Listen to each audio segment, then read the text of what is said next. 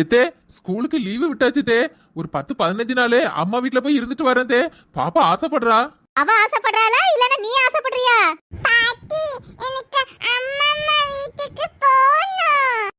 வளங்கத பயவுல என்னத்த ஊட்டி ஊட்டி வளர்த்தாளோ அந்த பாட்டினா தான உயிரை விடுறா. என்னத்தே பிள்ளைக்கு லீவு தானே, எனக்கும் எங்க அம்மா வீட்டுக்கு போக ஆசையா இருக்காதா? அம்மா என்ன மாலா, பிள்ளைகளுக்கு தான் நேத்தே ஸ்கூல்ல லீவு விட்டாச்சுல, நேத்து சாயங்காலமே கிளம்பி வந்திருக்க வேண்டாமா? அம்மா என் மாமியாரால வர பிரச்சனைமா, ஒரு வாரத்துக்கு மாவை அரைச்சிட்டு போன்னு சொல்லிருச்சு. சரின்னு கிளம்பலான்னு பார்த்தா 2-3 பக்கெட் துணியை வேற ஊற வச்சுட்டு இதெல்லாம் தோச்சு போட்டுட்டு போ அப்படின்னு கழுத்தை அறுத்துட்டுமா. அதனாலதாம்மா கிளம்பவே இல்லை நேத்து. உன் மாமியாரெல்லாம் ஒரு பொம்பளை பாரு. சரி ஆசையோட மருமவ அம்மா வீட்டுக்கு போறாளான்னு விடுறாளான்னு பாரு. சும்மானாலும் அந்த வேலையை செய்யி இந்த வேலையை செய்யி சொல்லிட்டு போறாம இப்படி சொல்ல. அடியே கிழவி, உனக்குலாம் இதை சொல்றதுக்கு ஒரு தகுதி வேண்டாம். நான் சொன்ன உடனே எங்க அம்மா வீட்டுக்கு விட்டுருவ பாரு, போறாம பிடிச்ச கிழவி. என்னம்மா அண்ணி கையில பேக்க பார்த்தா அவங்களும் அவங்க அம்மா வீட்டுக்கு கிளம்பிட்டாங்க போல இருக்கு.